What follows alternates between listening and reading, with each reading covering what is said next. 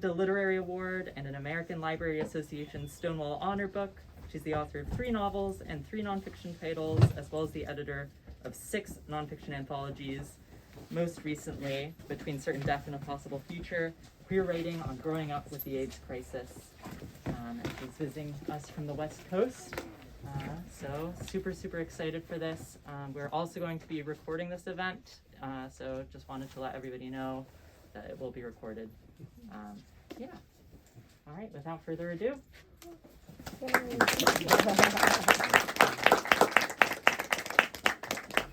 Hi everyone, thank you so much for coming. It's wonderful to be here at Papercuts. I was here once 5 years ago in the old location, and this location is even more beautiful. So it's great to be here with all of you. This is actually the final event for my East Coast book tour. Before I go back to the West Coast, I've been on the East Coast for the last 3 months, and it's great to be here with all of you. So I always like to say, whatever you need to do to take care of yourselves during the reading, feel free to do it. So if you need to laugh, if you need to cry, if you need to jump up and down or stretch, or buy 15 copies of the book, go to the bathroom, whatever you need. You know, the only bad audience is the dead audience, right? And I can tell we're not gonna be dead here tonight, so it's great to be here. Feel free to come in and take a seat. And I thought I would start by reading from the beginning of the book.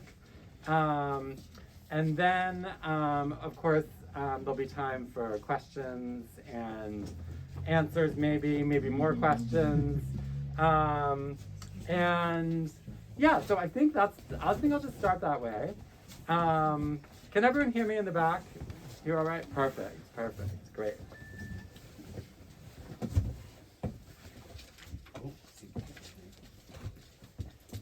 I like that we have this cute dog here to join us. He likes to wander through, apparently.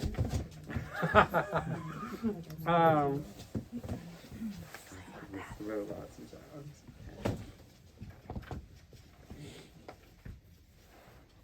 Okay, let's stand while I'm reading.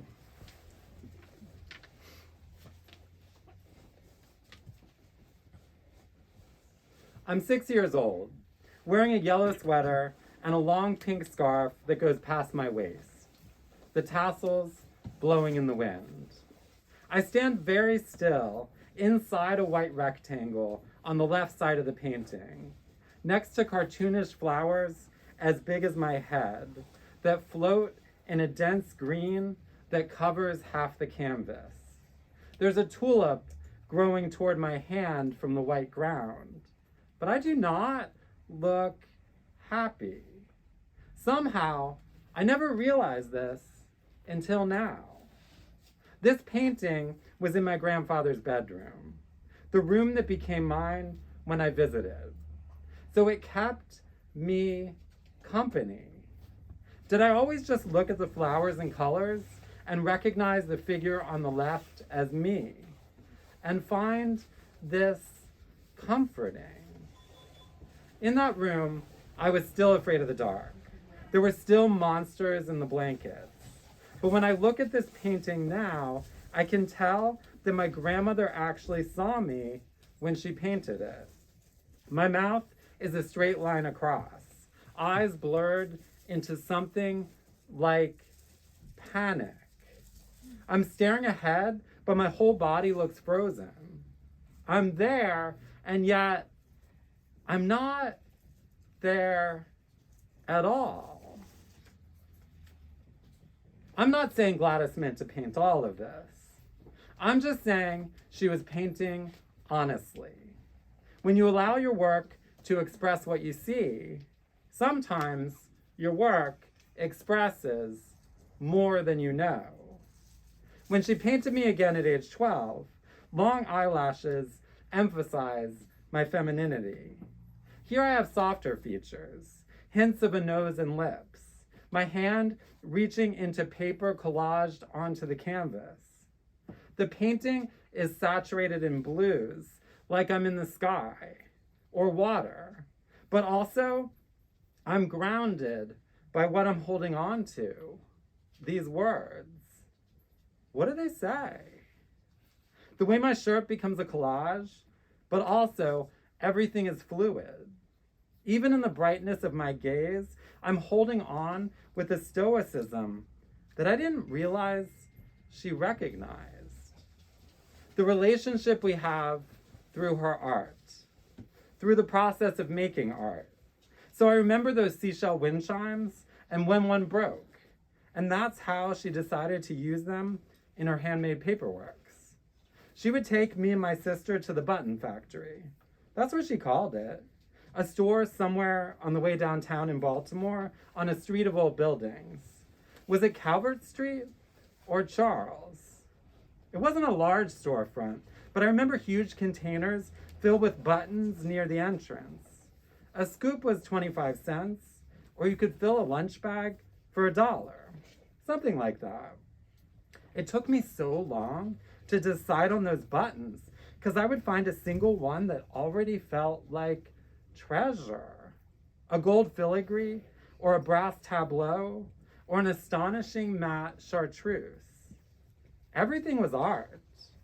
This was what I learned from Gladys.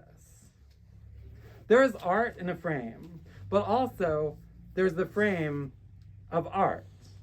You put it on a black background, on a white background, on a background of color, a touch of color or the color of touch. When you hold it up in the air, you realize how strong it is. This handmade paperwork of so many delicate layers. You hold it up to the light or you place it down under the light. There's what the art does, and there's what the art does to you. When I was a kid, Gladys encouraged everything that made me different. My sensitivity, creativity, softness, femininity, introspection. She was an abstract artist, and she wanted to set me free. That's what it felt like. Once, my other grandmother bought me an instructional book on how to draw an airplane. And when I drew an airplane, just like the book told me to, Gladys was horrified. I can't remember any other crime I committed as a child in her eyes. As an adult, the standards changed. And that's one of the things I'm trying to understand here. But even when I visited her after moving to San Francisco at age 19, ready to claim queerness with my body, she was ready to photograph it. Here I am with purple and green hair, standing in front of the painting where she reproduced part of a poem I wrote in high school. I'm looking at the camera like nothing can touch me. Did Gladys say, "You look like a hustler"? Something like that. But also she photographed me with my shirt off. And I can't find the exact photos I'm looking for, or maybe they don't exist. Not in the way I remember. The hustler pose must be this one where I'm leaning shirtless against the wall, hips pushed forward. But the pose from behind must have been Gladys's idea. I'm reaching up the white studio wall designed with pegboard to hang her paintings for viewing. The white wall emphasizing my painted nails, a chainmail bracelet on the left wrist, a silver phone cord wrapped around my right, green and black polyester plaid pants, combat boots. At least half of these photos are out of focus, but Gladys was always looking for the glorious mistake, the perfect error. How a broken circle is still a circle. How there can be so much motion in something so still. So much depth of field in neutrals. Such an individuality between the two sides of this paperwork, and so they pull you together. But also a hole ripped into the bottom right of the piece. An invitation to see the whole. A whole is greater than the parts. That's what they say. But Gladys also knew that a whole could be greater. Nothing teaches more than absence. And if I'm feeling her absence now, I'm feeling present. My pale skin in these photos. Afraid of the sun in San Francisco, I would cross the street to read shade. Gladys, too, was afraid of the sun on her skin. But surely not the light.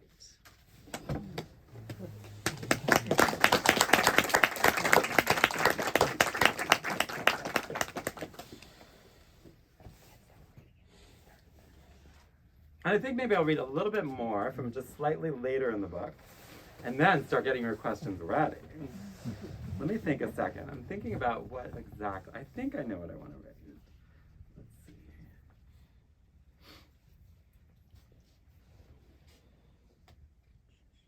This is both. So I'm going to read from just slightly later.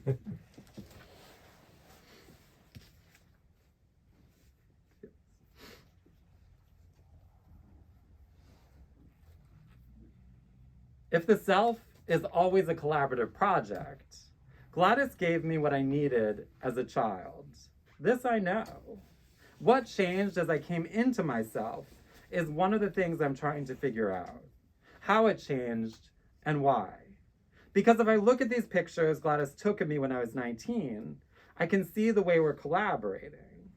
She liked my earrings, except the largest one that was like a horn. And in the photo where she asked me to reach my hands up against the wall from behind with my shirt off, the emphasis goes to my thumbnails painted black and the bracelets around my bare arms. We are making art together with my body. The dynamic between thinking about art and creating it, experiencing art in the everyday, like you're walking down the street and you look up at the way the light hits those vines that cover the side of that building.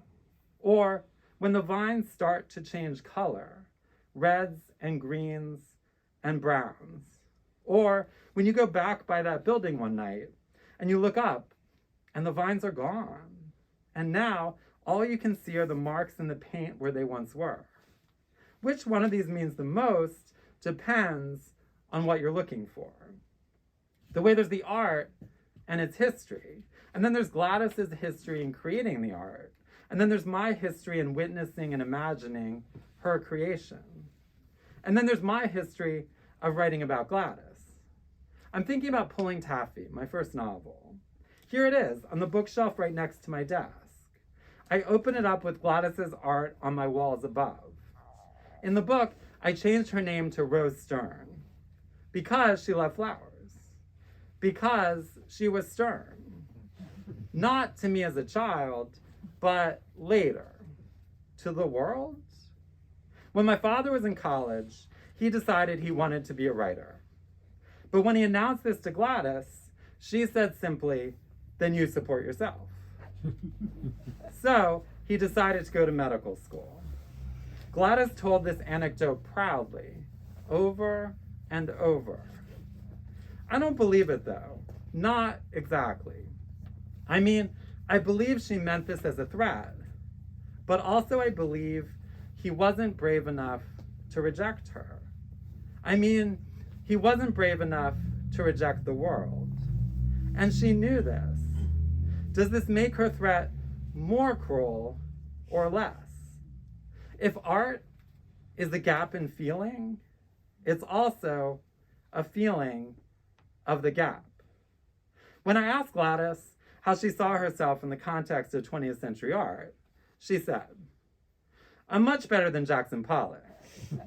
I'm not as good as Mark Rothko because he did something different.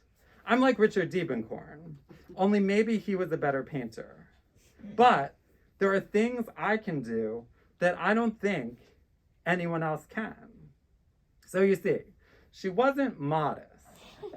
She compared herself to the famous men of her generation. Why not? Women weren't allowed in that hallowed realm anyway, not in the public record. Unlike these famous men, Gladys did not gain national prominence. She did not influence generations of artists around the world. Her work is not widely acclaimed now, and she barely exists in official memory, even in Baltimore. But there are things I can do that I don't think anyone else can. Isn't this the goal of every artist? How Gladys would pick up a leaf from the street and ask me what I saw, and we could marvel at this together. Every leaf another pattern undoing the pattern. Color as a way of experiencing the brightness of feeling. And yet, I see her cruelty when she said to her only child, who was telling her he wanted to pursue a creative life, then you support yourself. I see Gladys's cruelty, but also I see it as a dare. Later, my father did write books about psychiatry. I've never read those books, but after I remembered that my father sexually abused me, I went to a therapist who asked if it was okay to read one of my father's books so he could understand him. This seemed strange to me, but I said sure. And then that therapist came back the next session and said he didn't think it was possible that my father could have sexually abused me because the book was so rational. The falling apart and coming together, the rupture and fusion, to see it all in this contained space, how the arrangement of color and pattern and texture creates so much emotion, to contain it and let it go. You hold it up close, and suddenly you see the hills and valleys, far away, and the shapes become clearer. But did that therapist say rational or logical? If you have logic on your side, you have everything. So maybe my father had everything. In Pulling Taffy, I write, it's his eyes I remember. When he took off his glasses, I'd scream. Like in Rose's portrait of him, I fell in. In Rose's house, the paintings sing. The critics say, catapult. Am I the critics now? Every paperwork, a new discovery. This one in simple primary colors, red, yellow, and blue on white. 4 straw pieces pulled from a decaying placemat that I remember, forming a broken and open square inside the white square of the paperwork itself, and crossing the colored squares underneath the white inside the larger square. It's almost like a Mondrian, actually. Did she mean it to be in dialogue with his work, or is this just something the critics say? Mondrian was one of the artists that never moved me. I knew he was supposed to be great, but I didn't know why. I would see his work in museums or on postcards, but it all looked the same. So when Gladys told me he was the artist that impacted her the most, I was confused. Then Gladys said Mondrian taught her how to paint white. Or did she say he taught her how to see white? And I hadn't even thought about the white in those paintings. I was just looking at the patterns. How white is always a relationship to what's around it, but also how white is composed of what comes through. Not an absence, but a presence. You stand up and you look inside one of these silver almost squares, a frame inside the frame. And there's a whole other work of art there, a complete world of movement and stasis, pleasure and softness, darkness and light. Contained in almost all my paintings, Gladys says, there are 3 or 4 other paintings that I'm wasting. And in this painting, there are more than 3 or 4. The more I look at it, the more I find. When you have a relationship with a piece of art, there's loyalty involved, but there's also a depth of feeling. The way it shifts every time you look, circle over circle over circle. But then you get closer, and each circle isn't a circle at all. The geometry of art created by the frame, the geometry inside the frame, but also art as the undoing of geometry. It's not just Gladys's paintings that contain multiple works inside them, but her paperworks and collages, no matter how small. Maybe it's the accumulation that allows the composition to flow. If you look very closely at this candy wrapper collage, you can still see the word ingredients. Gladys wanted the ingredients to show. She was not in search of perfection, but the perfection of letting imperfection show, This was a skill she cultivated.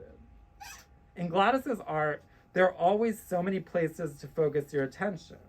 I can disappear into this world of her creation, reappear in a different shape. Even just looking at her signature in the bottom right corner, gold on black. And where are all these specks of gold inside the black coming from? And how did she make handmade paper look like paint as if it's splattering? Maybe she splattered the wet pulp on like paint and then pressed it down? With handmade paper, the hands are always there. Paper emulating feeling. I can hold this paperwork up to the light, put it on a table under the light, or place it on a box on the floor. And still I can't figure out how she did everything. Art is always a mystery, even when it's not a mystery. How it affects us, or fails to. How we fail. How art fails us. I don't know if she got up in the morning and said, this is what I need to do. Or if she got up in the morning and said, this is what I need.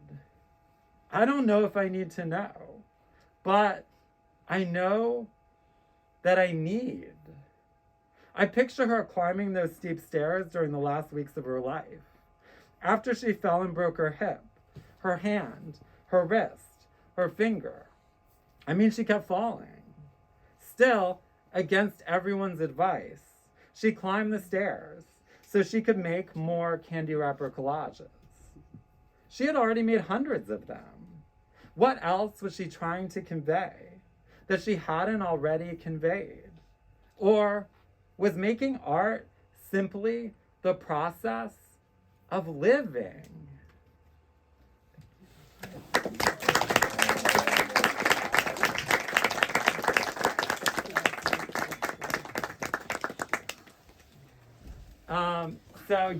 Actually, before we go to the questions, I want to mention that on the cover, these are parts of her candy wrapper collages, and you can see some of the ingredients. Like, for example, there's part of the word truffle over here. Here's like a Hershey Foods label. Here's something like a warning label, like if you have an allergic reaction, you can call this number. And so I love that, touching the cover kind of feels like touching the art. And this is actual size, actually, because the candy wrapper collages were very small. I might even be slightly enlarged to get it to fit the dimensions of the cover. What questions do people have? Anything you want to ask? I'm going to put this here, and I'm going to have a sip of water.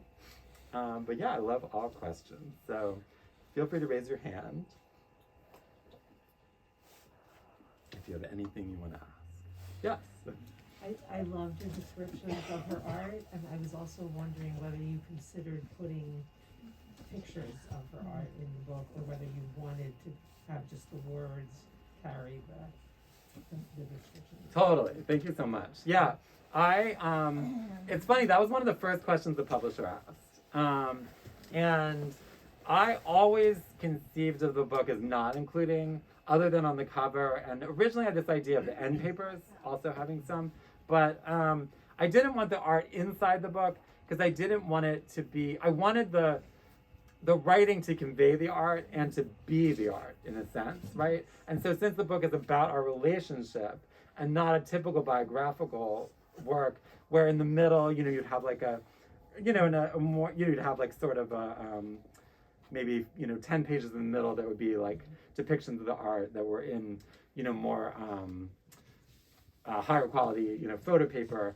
But I wanted to kind of disrupt that kind of biographical impulse, and also to be so that the reader is enmeshed in the text itself and not doing that thing where you're like, oh, let me see that again, and let me go back, let me see that again,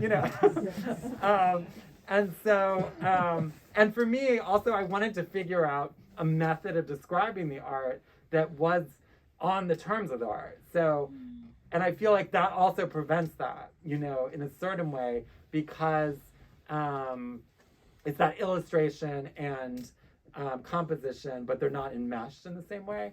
So, but I would love to do like a companion show, like an art show that would incorporate the art, incorporate text, maybe incorporate audio and video, and also disrupt the sort of conventional narrative of kind of like a a typical art show by having everything kind of enmeshed. And that would include like a wide variety. I mean, I have all these different ideas, like from a very, very small version would be these 3 paintings I'm talking about at the beginning, which are abstract portraits of me, one when I was 2, one when I'm 6, and one when I'm 13.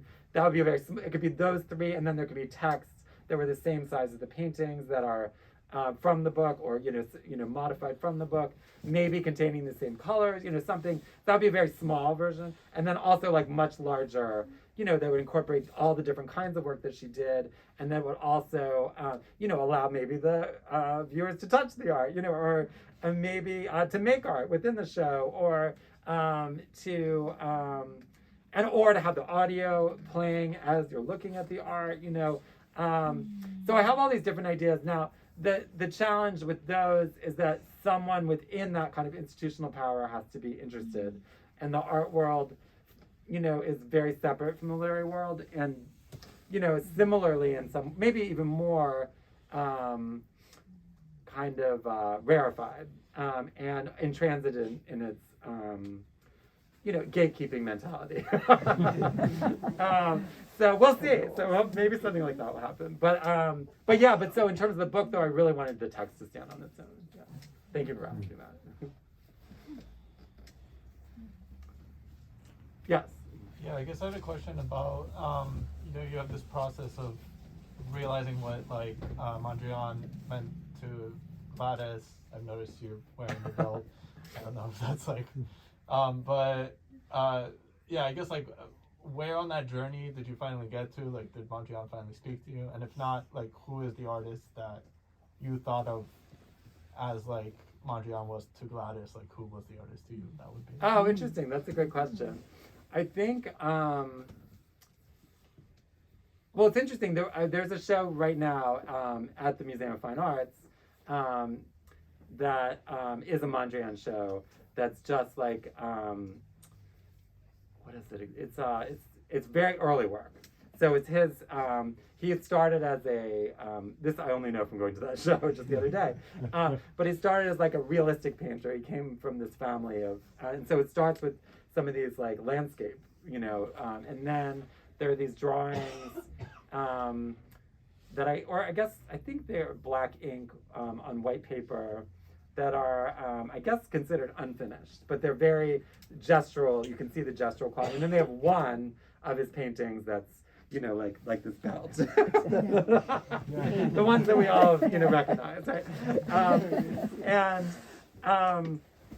So actually it's interesting because some of these things, in writing the book, these are distant memories that I just suddenly was I just would suddenly remember. And it all came from literally touching the art. I'm taking our art out, especially the handmade paperworks, but also the paintings, the collages, and literally touching it to feel what would come through.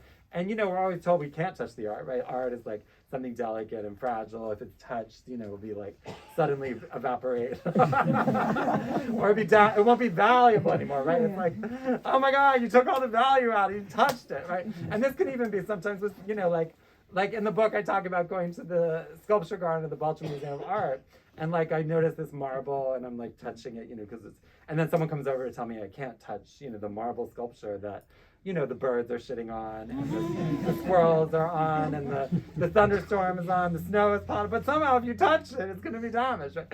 So, but in terms of that question about, and so I do, and so actually that, now I've gone back and looked much more recently. I don't even know if I did when she originally told me that, which would have been when I was probably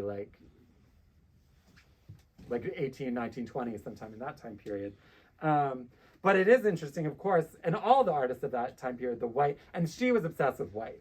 So, and getting the light to come through. Now her work is not like his at all, which is also why it was surprising. His is it's formalist. It's kind of, has a particular, especially at that time period, some of his earlier work, it has different. But in terms of me, in terms of, well, I guess I'm going to answer it in a few ways. In terms of writing, which, I think the work, when I first read David Wojnarowicz, Close to the Knives, which was when I was 19, and it was the first time I heard about him in an obituary, and this was when I was like learning about finding, it's when I moved to San Francisco and living in this queer world, and I was part of ACT UP, and finding out about a lot of my heroes in obituaries, people who had just died of AIDS, and he, and in Close to the Knives, it was like the first time I sort of felt my rage and also a sense of maybe a little bit of hope in a world of loss reflected in print. Maybe the only time in that way. And so that, I think, in terms of writing, was the thing that impacted me the most. In terms of visual art, I mean, I would say, I can't remember in terms of really early, because all these artists of that European canon, were the artists that I knew about as a kid because of Gladys, right? And going to museums, but I don't remember, Monet, actually, when I was a kid. And actually, that was really funny because, I went to the Museum of Fine Arts to see these more contemporary shows, but I wasn't moved really by them. And then I was like, let me look at this Monet's. And I was like, whoa.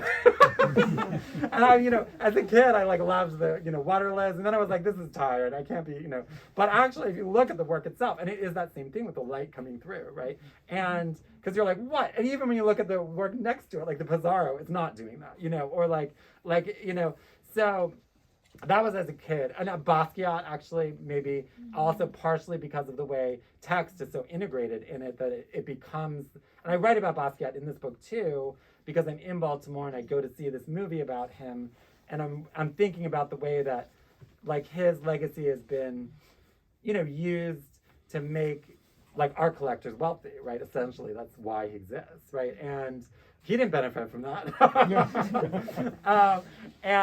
But his work, when I first saw it, definitely, especially as a show of his, which is again probably shortly after his death, there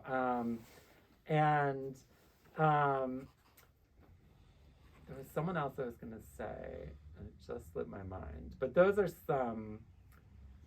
And actually, more recently in the book, I write about Mark Bradford, who's this gay black abstract artist making work now. Again, I see his work at the Baltimore Museum of Art, and it just blows me away. I'm just like, whoa. And there are connections, in a sense, to Gladys's work, but not literally. They never knew one another, did not know one another's work.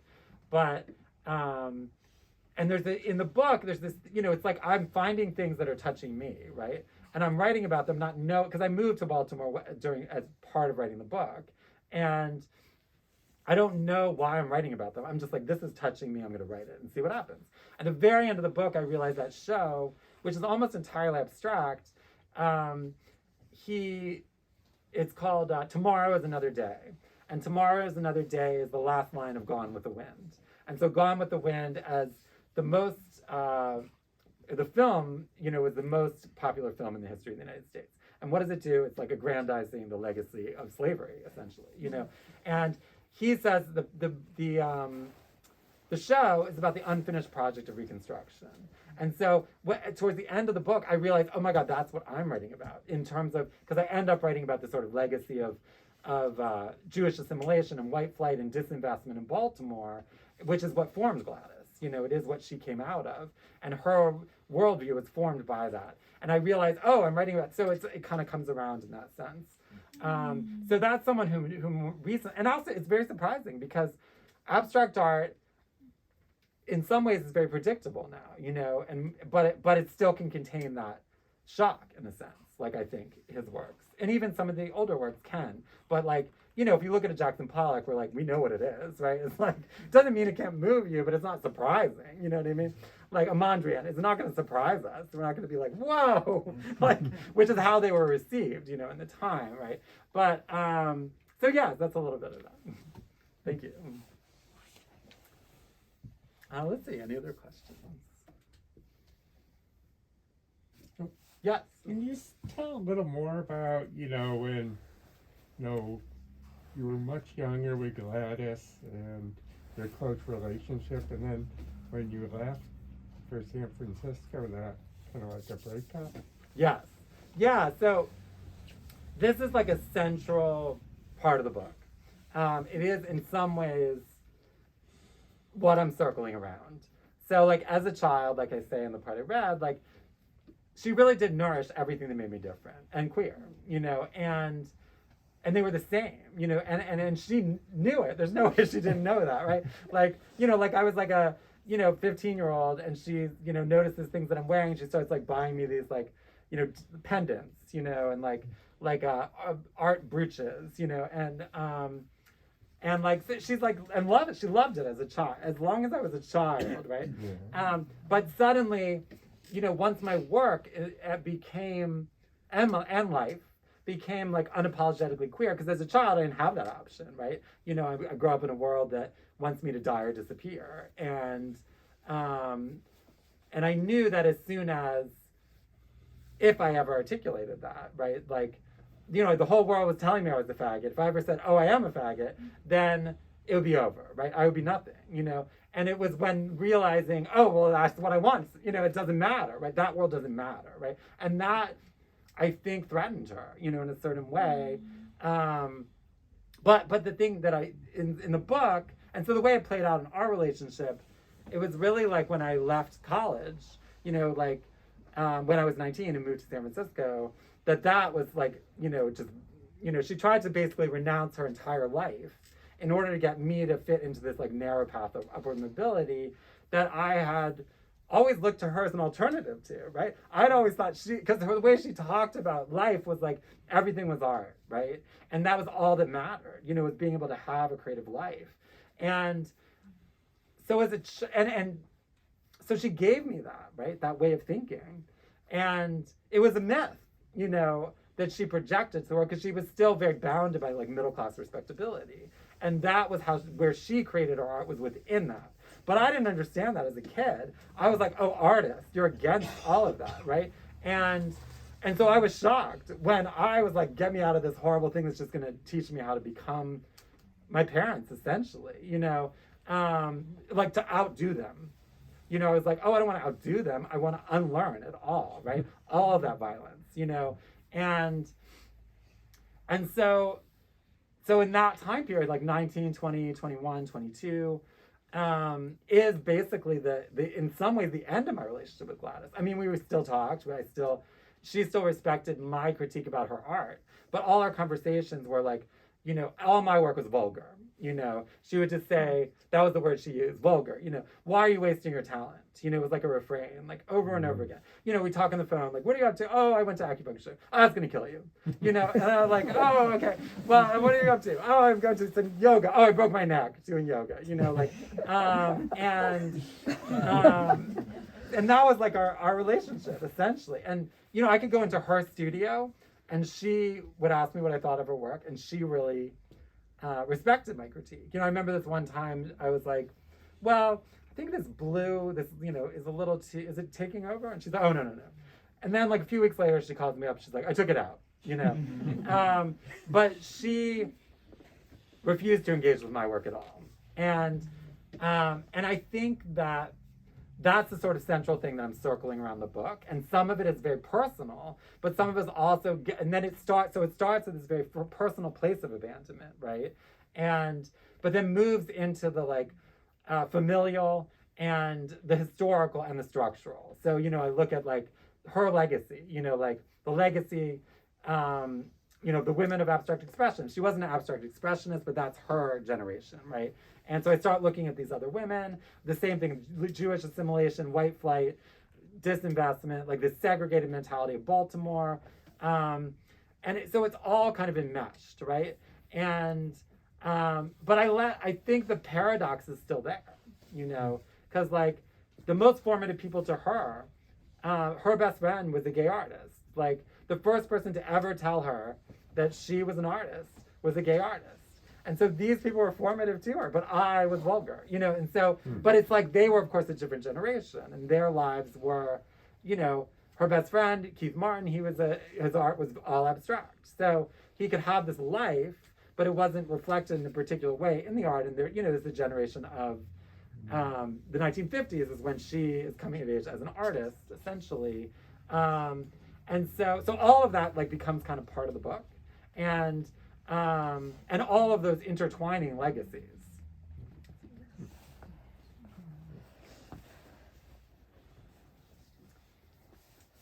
Yes. Did you have a question? You go ahead. I can ask one after. Go ahead. I noticed in a lot of your reading you have like quotations from people that you sort of write and rewrite as like through the text. And I guess I wondered if you could speak to the role of memory and how you think through memory when writing about your relationship with somebody who's not still here and who's complicated, and when memory is so fallible. I love that. Thank you. Yeah. So like I said, I always start a book I don't have an intention of structure or form. And in this case, I had a particular exploration, which was about a relationship, and started by touching the art, literally. And then there are the memories that come up, right? So memories of seeing her in her studio, memories of being in her studio, which was like the first place where I could imagine a creative life, because I was living it with her. And then, then very quickly are memories of trauma. So my father sexually abusing me, like her abandonment of me. And at first I'm like, I don't really want this in this book. I'm just writing about the art. But I mean, it is part of it, right? So I'm like, well, it has to be in there, right? And so I keep that in, like, as it's, emerging, because, and then I realized, oh wait, I actually have the letters that we wrote to one another in the exact moment of 19 and 20. I confronted my father about I dropped out of school when I was 19, confronted my father about sexually abusing me when I was 21. And that's the time period of our, her abandonment of me, I guess I would say. And I have the letters. And I was like, so the one thing that was fascinating in terms of memory is I have my letters to her as well, because I, at the time, photocopied all my letters because I had just remembered I had been sexually abused, and I was like, I don't want to forget anything anymore. So, and now I didn't know I was going to use them like 30 years later, like in a book, right?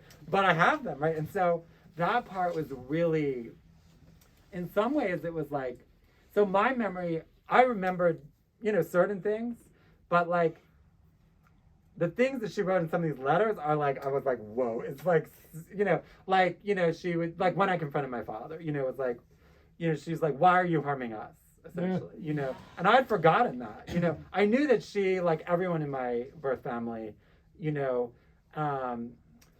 decided to preserve the lie of the family, and not support me, and sort of rallied around him and like acted, like I was in trouble, right? The trouble was like, my life or something. But I had not remembered her saying these particular things. I remembered her immediate response, but I didn't remember this. And it was like, in some ways devastating, like as I'm writing the book. And so, and also, yeah, and the thing that I do a lot in the book, is I, not just with things that people say, but with language itself and ways of description, is circling it back around, because sometimes it can be both, right? It can be, and so I mean, but that narrative it was really in the writing process. I really wanted to like condense it in a certain way and just have it be very like maybe the most direct ever, and it is, because it is so direct in these letters. It's like whoa, but it simultaneously, like the thing that is in some ways also paradoxical, but is central to the book, is like my appreciation for the art and what it has given me is enhanced, even with everything else, and so, and I want that complication to remain, and the gaps to remain, because the book in some ways, it is about the gaps, right, between, what we, like, we can never know everything, right? So, and I feel like writing into the gaps allows for more of the feeling to exist, rather than kind of smoothing them over like a more traditional, like historical or biographical kind of impulse. I think, did you have a question?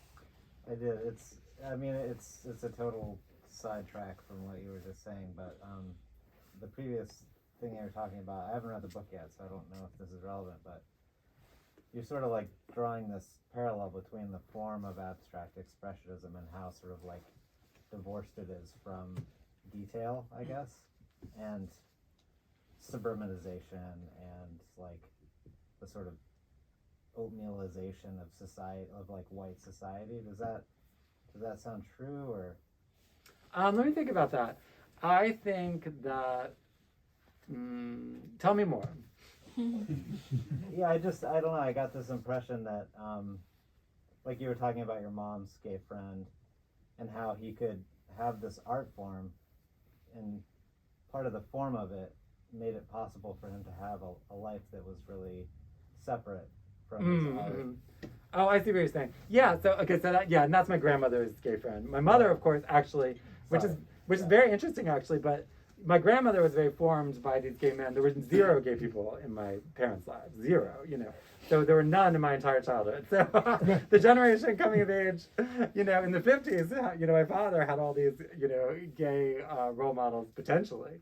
But there were none in my world. So, but I think that, yes, Gladys did see, she was attached to this modernist idea of abstraction, which is a kind of purity, and so it is, you are expressing what is happening to you, right? But it's not discernible in a literal way, right? So it can be anything. And that's the possibility of abstraction, right? Like you can look at something and it can move you in a way that you do not expect, right?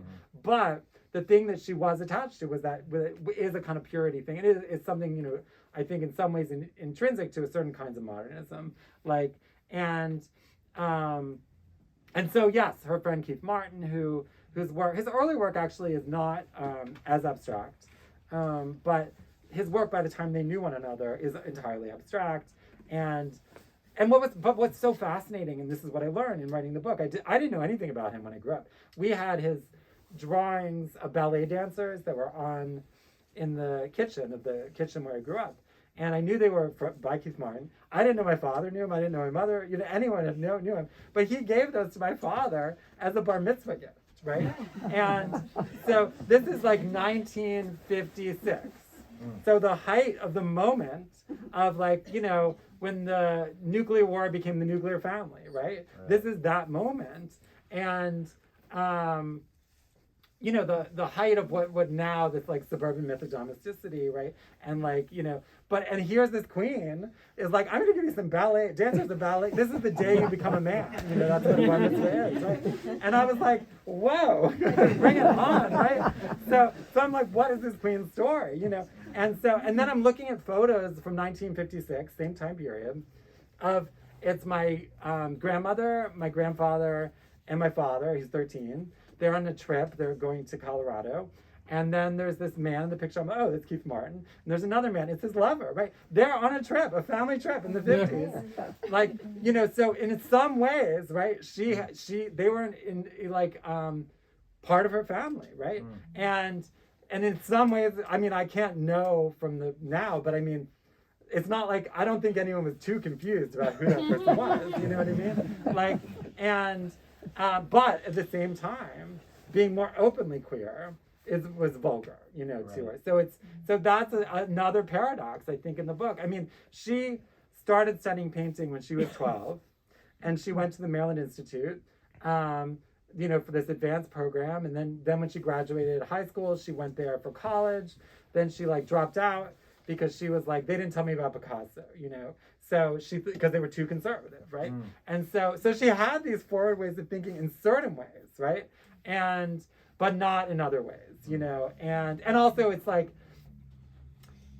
also this generational thing, right? Which is a power dynamic, right? So it's your grandchild, so you can mold that person, right? This other person maybe. Oh, and so when she went to study the teaching of art in the 1950s, early 50s.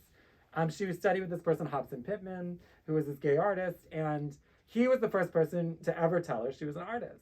Now, this is when she was born in 1917, so she's 35. And no one had ever told her she was an artist before that, right? She was like in this advanced program and she's 12, like she went to art school, but no one ever said you're an artist. And now why is that? It's because she's a woman, right? Like a woman can be a muse, you can be whatever, you can teach art. This is that generation, right?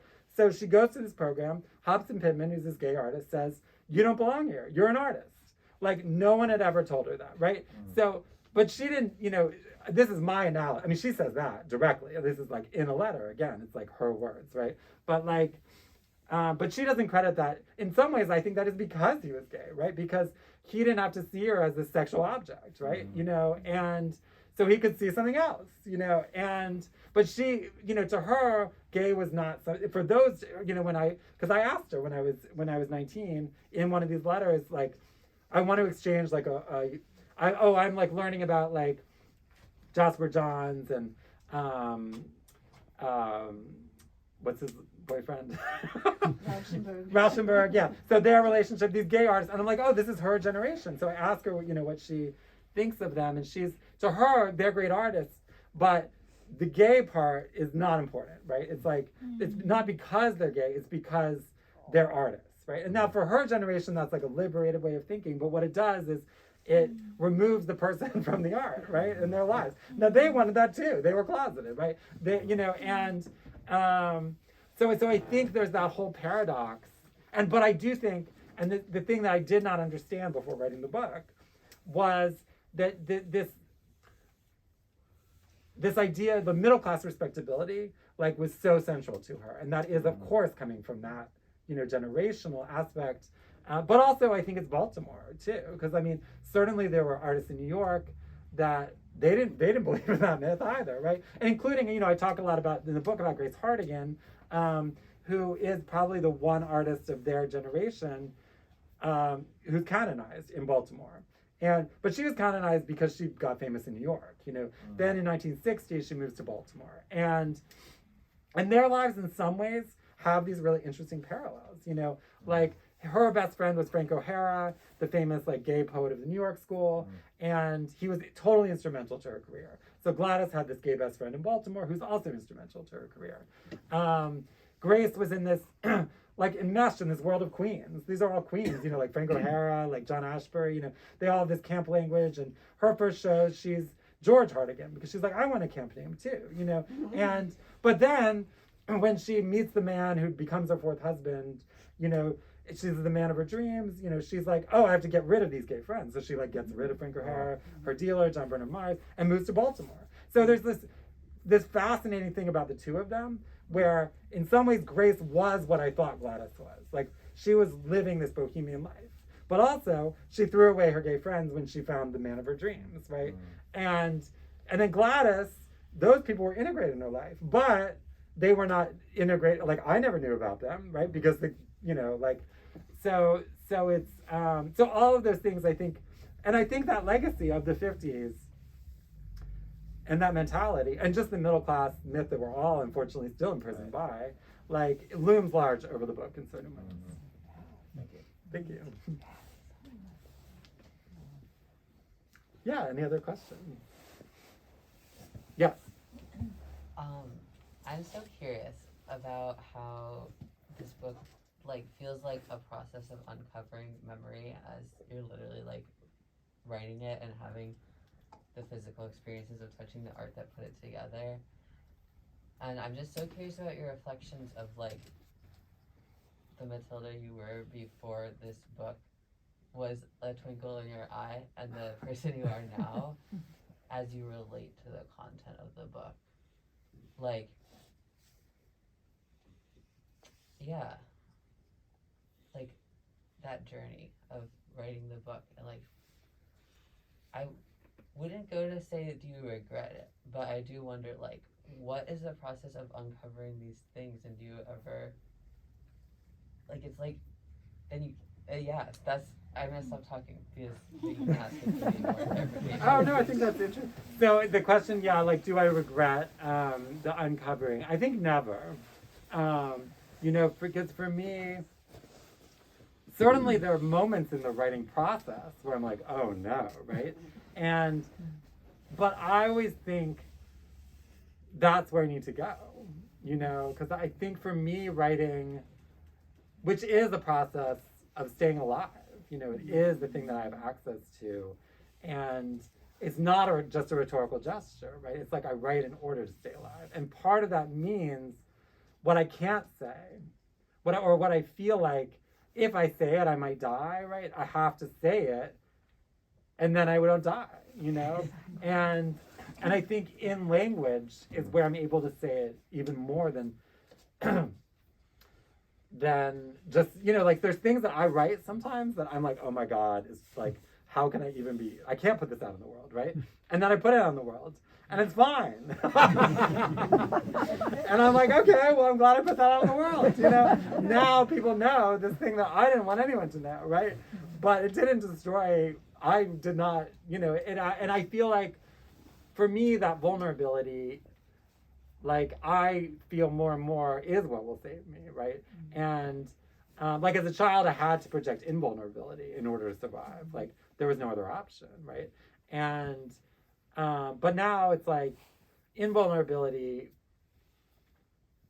it will only get me back to that place of trauma, you know? And so I think for me, I think that is why I write, is to find those moments and uncover them in a certain sense.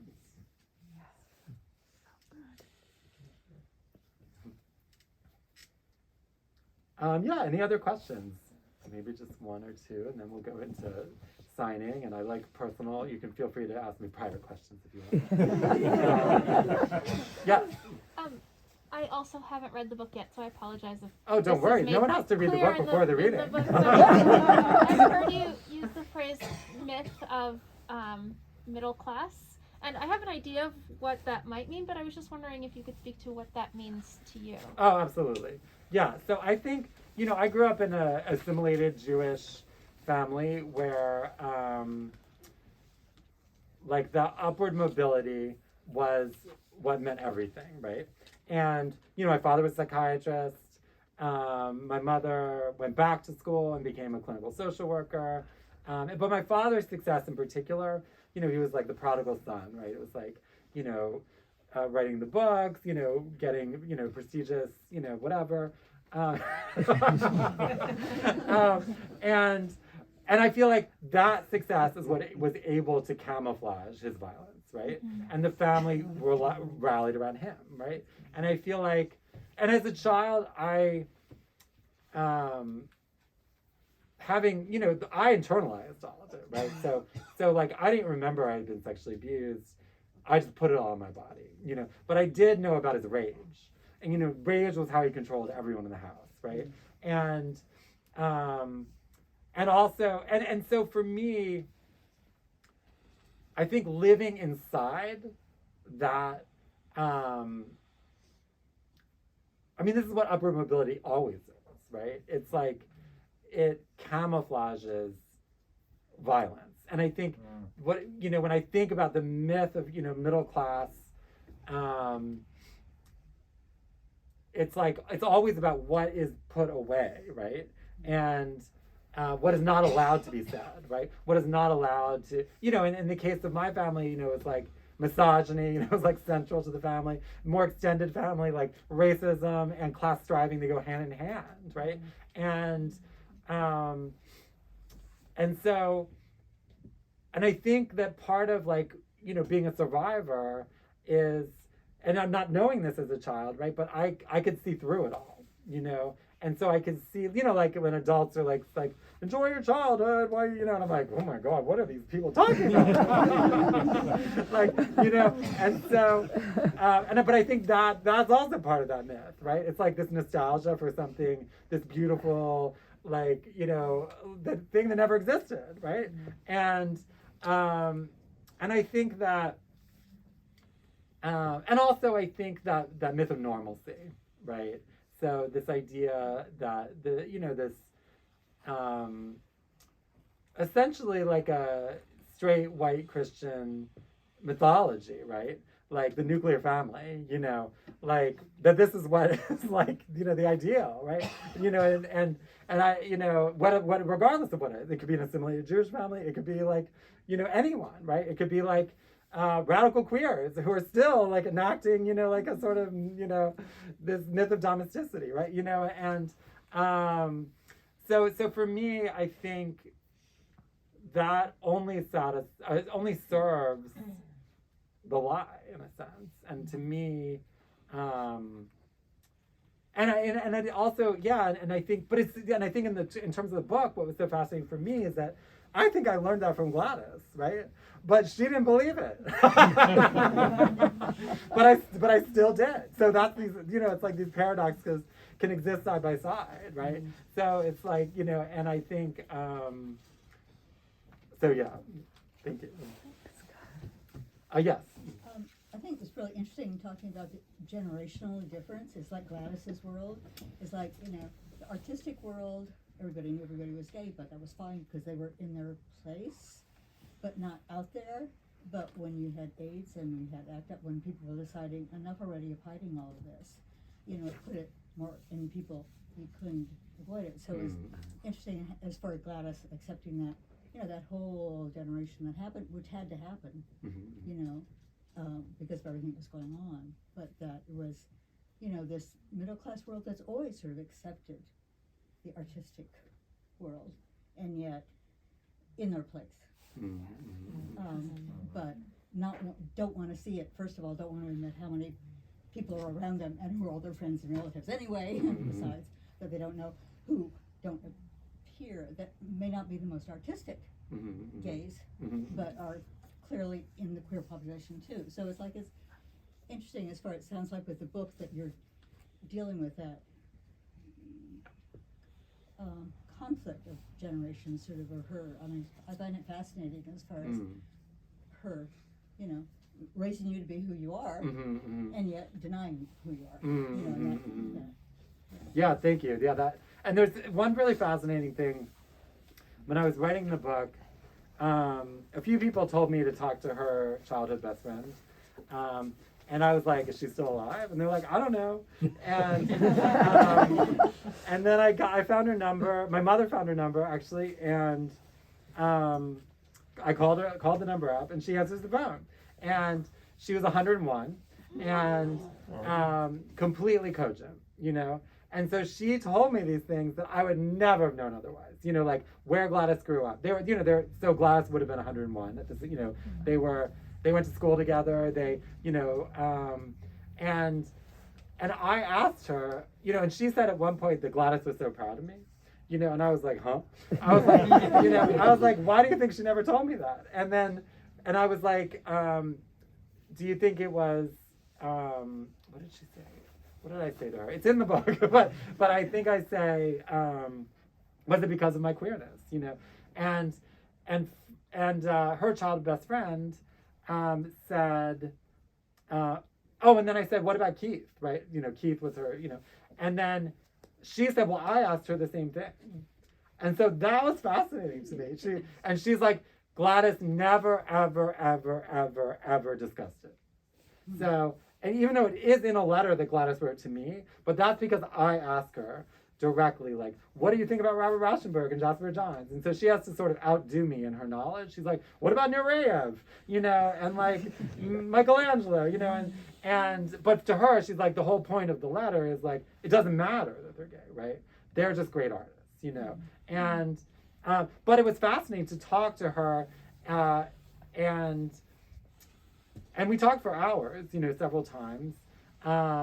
And she also has these insights into Gladys that are from the exact, you know, they have the exact, you know, they grew up together, you know, and now her childhood best friend became part of the theater world, and so she sees that as part of her being more aware about, you know, queerness in a different way. And she says, when I say something about Gladys' sophistication, she's like, I would never use that word. You know, she's completely unsophisticated. So that was really interesting, right? It was interesting to be able to include someone who's an exact contemporary of hers, who has these other insights that I wouldn't have learned otherwise. So it's another angle in the book. Yeah, maybe one more question before the signing, and anything else? Is there anyone else want to ask something?